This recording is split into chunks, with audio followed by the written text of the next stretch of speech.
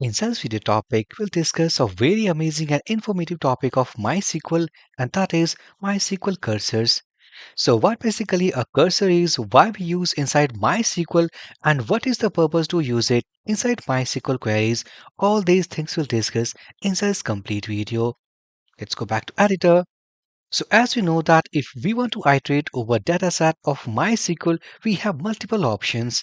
We had seen inside last three videos that either we can use loop and leave statement, either we can use while loop statement, and also we can use repeat loop statement.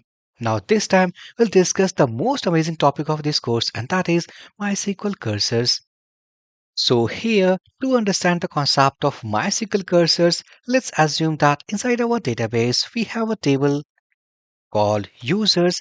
Inside that table we have some number of columns like ID, name, email, and designation. And also we are trying to execute a query, and query will be like select all from table name called users. Now, as we know that by the help of this query we list, we get all those users what we will have inside this users table. Now let's say that inside MySQL, I want to iterate over data, I want to iterate over result, what basically we get from this query. So if we want to get a row by row data from this users table, now we have to use a concept called MySQL cursors. So MySQL cursors is just like a database object. By the help of that object, we can keep our pointer inside every value inside each row of any respective table. So here, if suppose that this query is going to return a result, for example, of 4 rows.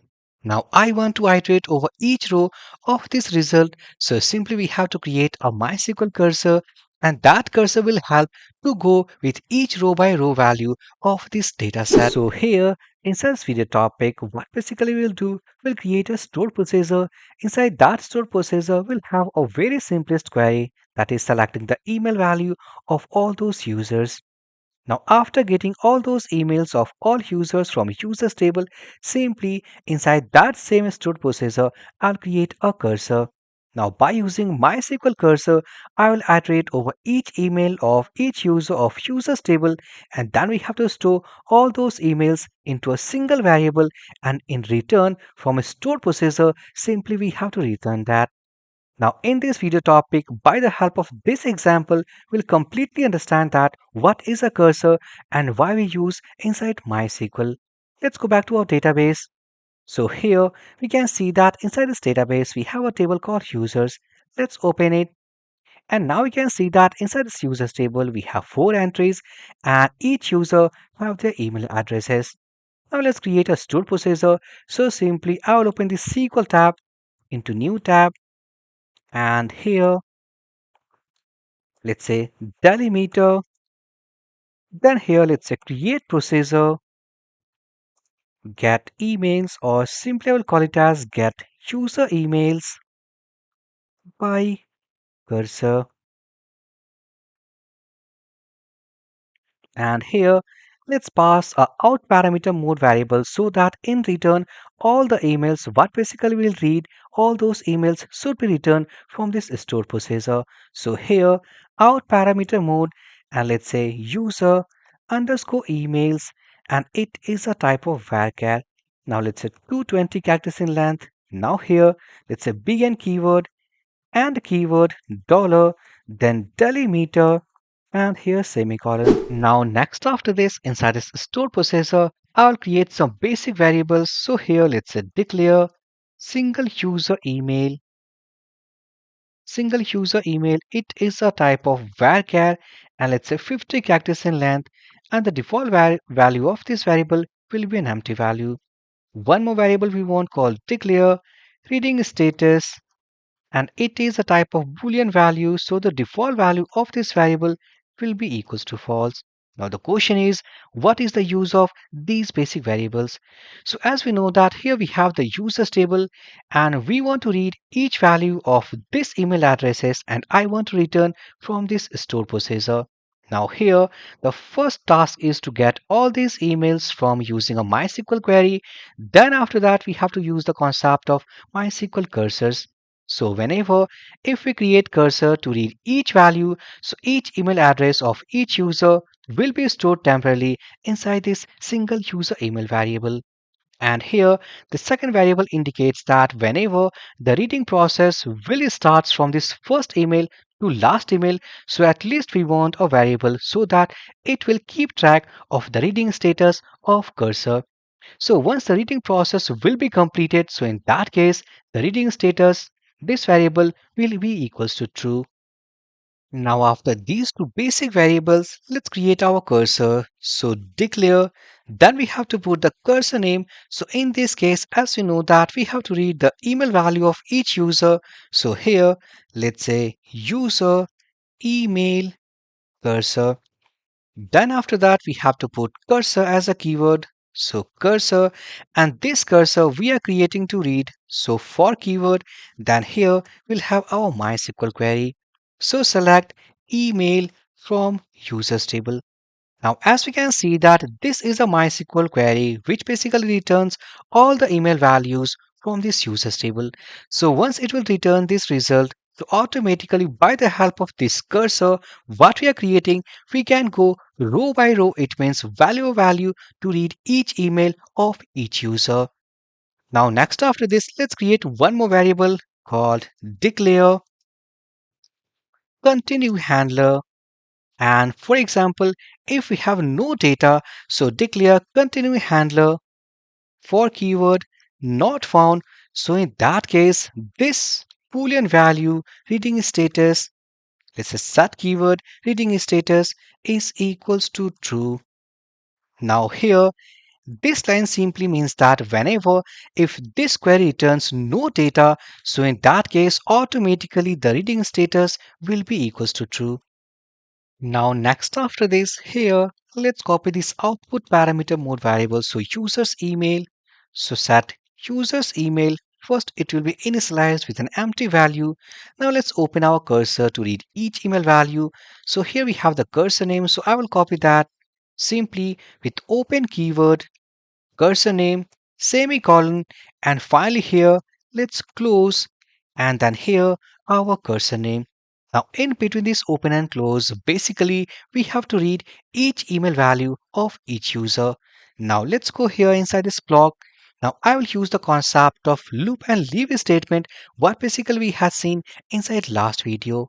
So here, what I will do simply, let's say, my email loop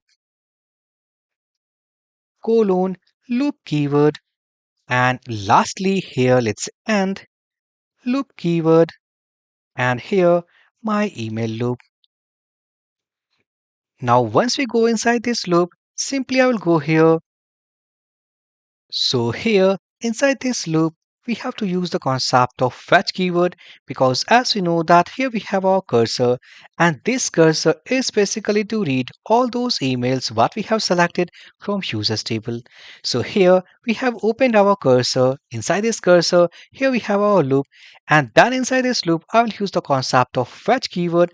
Then we have to put our cursor which stores like single email value of each user. So this will be the first email. So I will get that value and I will store that value into this single user email variable. Now here, let's put if conditions. So if, now here reading status, if it is equals to true, so in that case, and if first, so in that case, simply I will leave from that loop. So leave my email loop. Otherwise, we have to go here. Let's say set. Then I will go and copy this user's email. Copy, put it here, equals to concat. And here, this is our user's email. Then I will concatenate this single user email. And let's say that I want to concatenate each user email with semicolons. So just put it here and put semicolon here. Now successfully, the logical concept of this stored procedure now completed. Now let's summarize one more time. So by the help of this code, actually we are creating a stored procedure which simply lists all those emails of all users from users table.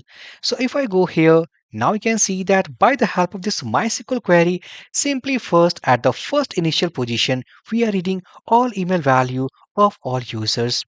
Then after that, by using the concept of cursor, simply we are reading each value of each user and storing into a variable of this stored processor.